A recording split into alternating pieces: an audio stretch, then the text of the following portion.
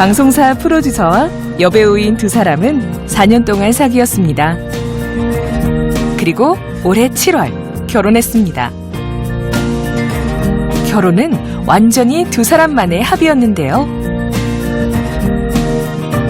창조적이고 재미있는 것을 좋아한다는 점에서 죽이 잘 맞는 두 사람은 결혼식도 이왕이면 재미있게 해보자는데 합의했습니다. 그래서 선택한 결혼식장은 맨해튼과 스태튼 섬을 오가는 통근 페리였습니다. Don't turn around because she's behind you. 이 배에서 출근 시간에 기습적으로 결혼식을 치른 것이죠.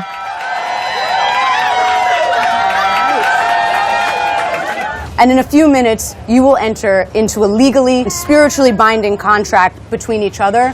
So now it is your turn to make us all cry and tell each other why you have decided to make this choice. So a bride and a groom walk onto a ferry boat. And the bride looks at the groom and says, I'm going to throw a line out there. Now you're hooked. With their families, friends, God, and a bunch of strangers on a commuter ferry as my witness, I promise to make the rest of your life and our family's lives as charming as you. Even if that means wiping your butt when we get older. Hubba hubba? Hubba hubba. 두 사람이 결혼식에 걸린 시간은 15분 정도. 하객들은 양가 부모와 친한 친구들, 그리고 출근하는 시민들이었습니다. So we were going to get married on a park, but like if it rained, it wouldn't work, and it's sort of boring. So we thought of a boat, and then someone said the Staten Island Ferry, which is a commuter ferry, or like 1,500 people can fit on it. There are all these commuters on the ferry, and they're all just saying like, congratulations, oh, we're so happy for you, you know. My favorite moment of the whole day was on the subway. We took the subway to get to the party. 이들의 피로 연장은 지하철역이었습니다. 피로 연장인 한 레스토랑으로 이동하는 동안 지하철역과 지하철 안이 축제의 장소가 된 거죠.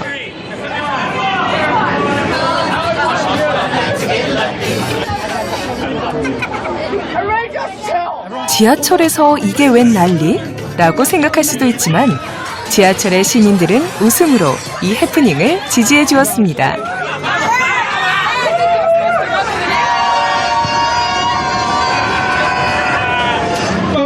이 두 사람은 왜 결혼했을까요? 자유로운 성격 그대로 그냥 동거해도 되는 것을 왜 굳이 시청에 가서 결혼신고까지 한 걸까요?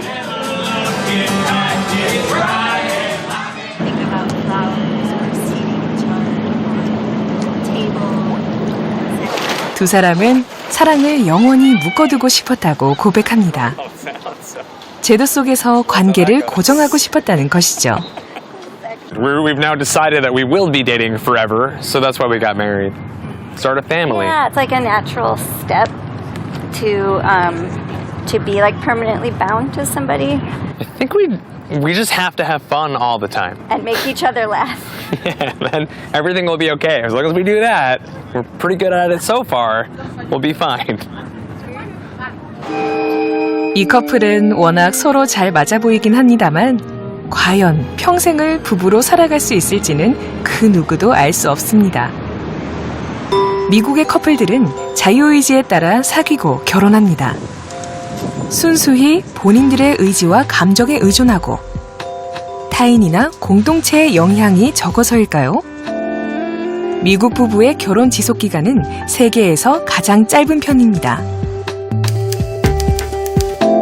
흑인의 경우 결혼 5년 후에는 72%만이 부부로 남아있고 20년 후에는 37%만이 남습니다.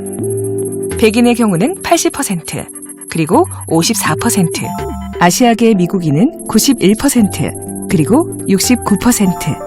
하지만 평균을 내보면 결혼 20년 후 반 정도는 남이 됩니다.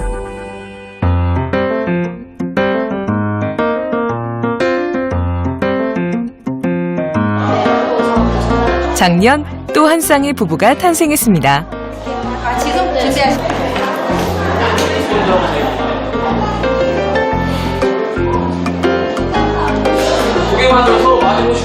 신부가 신랑보다 한 살 많은 연하남 연상녀 커플.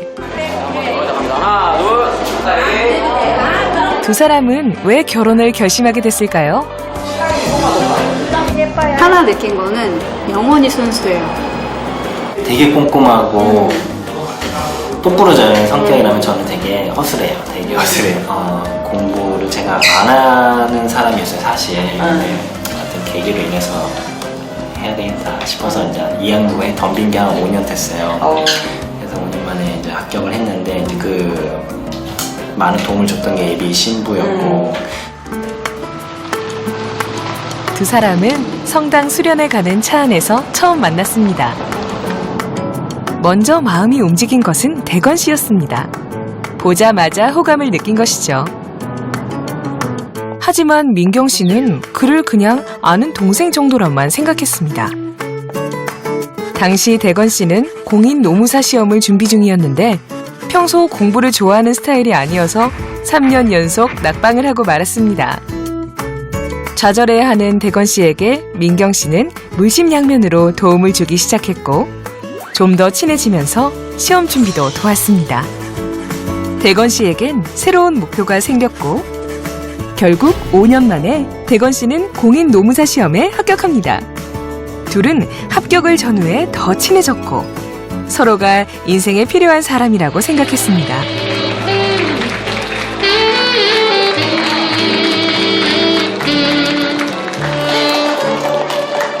결국 두 사람은 평생을 함께하겠다는 긴 여정에 발을 들여놓게 된 것입니다.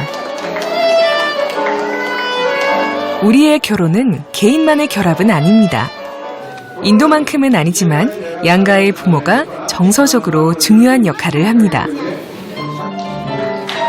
결정적인 것은 집인데요. 신혼집을 구할 때 부모가 자식에게 얼마가 됐든 도움을 주는 경우가 많습니다. 잘 살겠습니다. 내비께 인사. 민경 씨 부부도 자신들이 번 돈에 대출을 얹고 부모님의 도움을 얻어 전세 아파트를 구했습니다.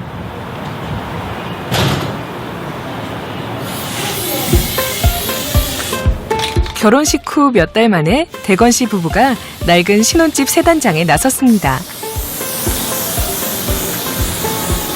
그런데 새 신랑 칠 실력이 좀...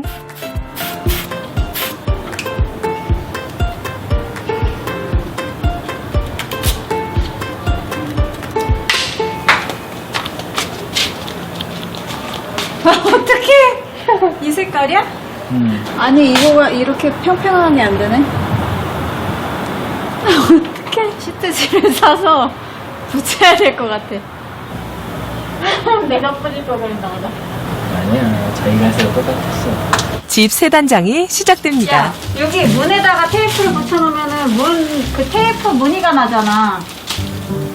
아, 이거 전체 칠할 거야? 여기 안쪽만 칠하는 게 아니라? 아니지. 여기다가 붙이면 이게 테이프 자국이 나는데. 알았으면. 이를 몇 번씩 하게 만들어. 아, 진짜. 잠깐만. 아, 이거 안 좋다, 이거 테이프가. 오 마이 갓. 엄청난 구박을 해대던 민경 씨가 테이프를 붙였는데 별로 달라진 것도 없습니다. 대건 씨는 기가 막힙니다. 더 가까이 다 흘러나니까. 아이, 야야. 나도 봐. 가까이 대고, 가까이. 아니, 잠깐 있어봐. 아니, 가까이 대고, 이게 달아있잖아, 지금. 잠깐 있어봐. 야, 그렇게 하면 자국이 났잖아. 저 동그란 거. 그거 없어야지. 그냥 뿌리다 보면 없어져. 아니, 그런 게 너무 많이 맺히잖아. 가까이서 하면은. 그래, 알았어. 이게 뭐야. 멀리 커플을. 나도 멀리 타고 싶은데.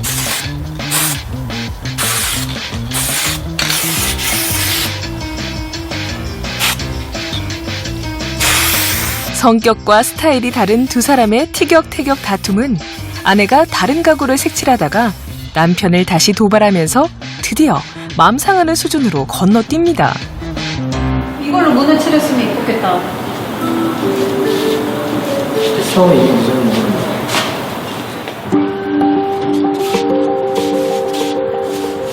이게 어떻게 이거 뭐야 이게 다. 이거는 이게 불을 하면 돼. 마무리 못한 얼룩들이 마치 별 뜻 없이 다투다가 생긴 마음의 생채기 같습니다. 아유 뭘로 말이 그렇게 서 있으면 이렇게 원래 얘야 이렇게 돼야 돼 이렇게. 이렇게? 이렇게? 이거 진짜 너무 튀잖아. 야, 이거 몇 세대, 몇백 세대. 아니 어차피 눈이 튀어버렸잖아. 이게 해도 되나? 너무 튀는데, 진짜. 아 원래 이렇게 되는 거. 야, 이렇게 따로따로 붙인다고? 결국 얼룩덜룩했던 문은 민경 씨의 아이디어로 대충 봉합이 됩니다. 이거 실수하면 안 된다. 큰일 났네.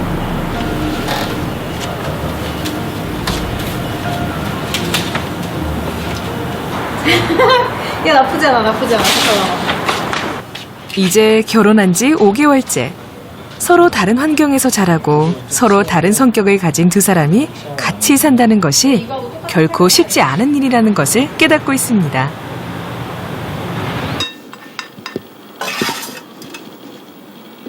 그거 아니고? 같이 먹는 거야. 섞어 먹는 건데. 그럼 얘가 흐물흐물했잖아. 예를 들면 대건 씨는 아내의 탁월한 요리 실력엔 늘 감탄하지만 지나친 청결함을 요구할 때는 몹시 불편합니다. 저는 장점만 있는 줄 알았습니다. 네. 장점만 있는 줄 알았는데, 살다 보니, 이게 이제 부딪혀보니, 몸으로 체감해보니, 이게, 꼭 행복한 것만은 아니구나. 생활 습관이라든가 방식들이 서로 다르게 살아왔잖아요. 가장 힘들었던 게 뭐였지? 무조건 오면은 일단 씻고, 저 깜빡하고 이제 딱 집에 들어와서 목이 말라서 냉장고를 여는데 와이프가 이런 얘기를 하는 거야. 아리한테 손대지 마! 그러는 거야, 아리한테. 아리가 뭐냐? 냉장고 이름이 아리다. 그러니까 일단 저희 집 룰 자체는 무조건 들어오는 사람이 발까지는 모르겠지만 손을 청결하게 해야 된다라는 그 법칙을 제가 정해놓고 있기 때문에. 이게 바로 그 유명한 독재 정치.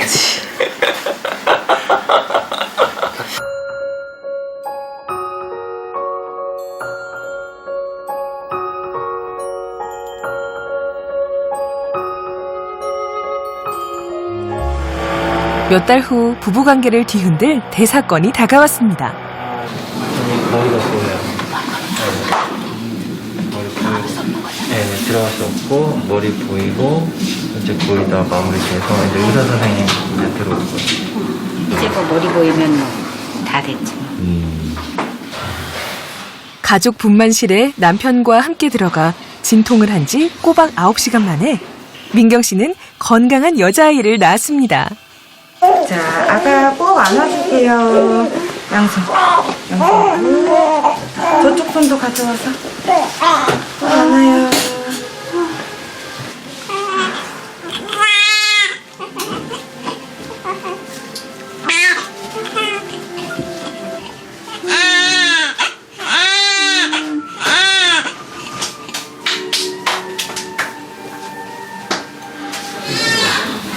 이제 대건 씨는 아버지가 되었습니다. 기분 이상한데? 기분 이상하지? 왜 실감도 안 날 거다. 아유, 지 엄마 닮아서 목소리도 까랑까랑. 네, 손이 길어요. 길어? 네, 손도 길고 코도 이쁘고. 코만 이쁘냐? 다 이쁘고. 뭐라고요? 다 이쁘대요. 다 이쁘고. 부부가 만들어낸 합작품 새로운 생명이 인큐베이터에 담겨 처음 세상에 나왔습니다. 코가 널 닮았어요. 코가 널 닮았어? 이쁜 거리가 저 닮았대. 둘이 서로. 아이고, 눈 떴다. 다음 날 대건 씨는 퇴근하자마자 아내가 있는 산후조리원으로 갑니다. 어서 와요, 애기 아빠. 대건 씨는 아직 아빠가 된 감격에서 벗어나지 못하고 있습니다. 서로 이름을 부르다가 이제는 소리 아빠, 소리 엄마라는 그게 하나가 더 생겨서 지금은 조금 더 좋고 본인도 좀 더 책임감이 더 생긴 것 같고. 이제 아빠가 된 게 참 믿어지기가 않습니다, 사실. 내가 아빠를. 날 닮은 누군가가 있다는 게 참 신기하고.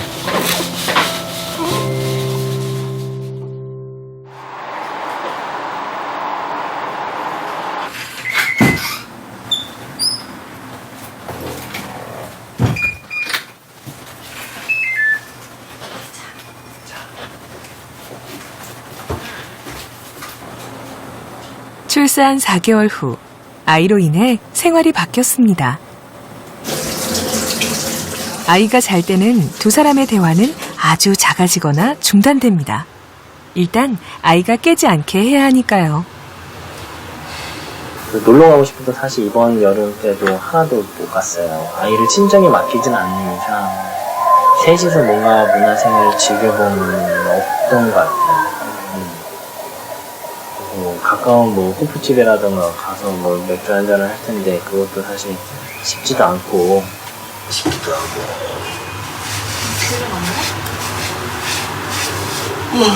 피곤하다. 피곤하니까 귤 먹어. 부부가 피곤한 것은 아이 때문입니다. 아이는 잘 자는 편인데도 잠을 깰 때마다 돌본다는 것은 힘든 일이기 때문입니다. 아이는 새벽 5시나 6시면 어김없이 깨어나는데 가뜩이나 잠이 부족한 아내에게만 애보는 걸 맡길 수는 없습니다. 남편도 같이 깨서 도와줘야죠. 그래서 둘 다 만성 수면 부족이 됐습니다.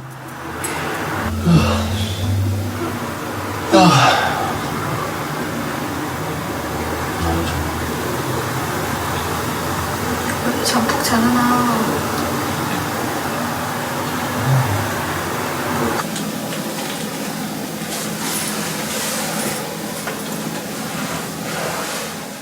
절대적으로 수면 시간이 부족한 아내는 틈만 나면 조금이라도 자려고 하기 때문에 남편은 혼자 밥 차려 먹고 대충 치우고 출근하는 날이 많습니다. 문제는 부부 사이의 대화가 애 낳기 전보다 줄고 관계도 좀 서먹해졌다는 겁니다. 모든 건 아이에 맞춰서 생각을 하게 되고 아이가 결국 잠이 들 때까지 이제 다 한 다음에 그다음에 그 이후에 이제 저를 생각해주고 그날 있었던 일에 대해서 언급을 하고 이런 일련의 절차들이 결국은 아이 중심으로 흘러갈 수밖에 없더라고요. 출산 전과 출산 후에 받는 그 스트레스, 그걸 이제 남편이 좀 제대로 받아주지 못하면, 왜냐면 집에만 거의 갇혀서 애기하고만 있으니까, 그러니까 그거를 잘 못하면 이제 그게 한 번씩 이렇게 터질 수 있는 그런 거. 우리나라 부부는 아이가 태어나면 결혼 만족도가 떨어지기 시작해서 아이가 시집 장가갈 때는 거의 바닥 수준이 됩니다. 아이로 인해 부부 만족도가 떨어지는 기간이 상당히 긴 것이죠. 아이들이 이제는 거의 외동이거나 이제 훨씬 더 귀하기 때문에 이 가정이 그러니까 뭐 우스갯말로 이 자녀 교육을 위한 일종의 경제단이다 그런 이야기도 있을 정도로 아빠는 가서 돈 벌어오고 엄마는 이제 모든 정보와 아이를 위한 서포트를 하기 위한 뭐 아시잖아요. 그래서 사실은 남편이 일찍 들어오는 게 싫어요.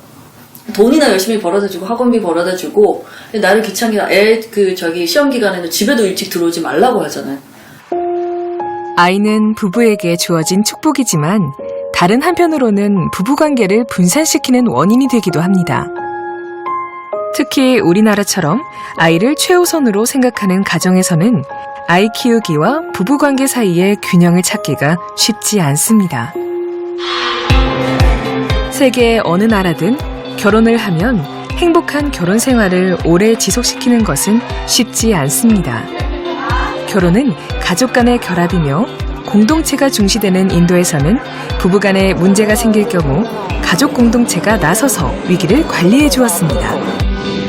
하지만 세계화와 산업화의 영향으로 공동체의 위기관리 능력은 떨어지고 있습니다. 개인 간의 결합이라는 측면이 강한 미국인의 결혼 생활은 자유로운 만큼 깨지기도 쉽습니다. 처음 결혼해서 20년간 부부로 사는 사람들은 전체 인구의 절반 정도에 불과합니다.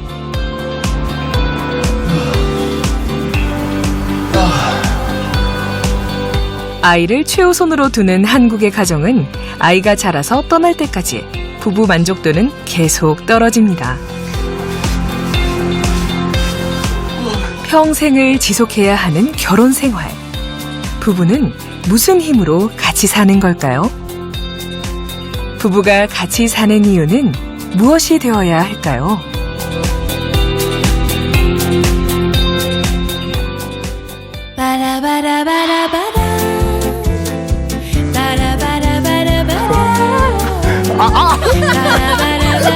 고구마 이거 전화만이 더 좋아요 지금.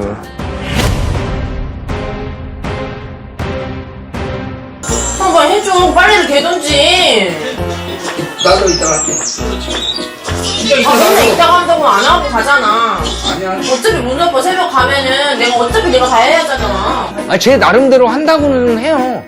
육아할 때는 이렇게 같이 도와주는 게 아니라 같이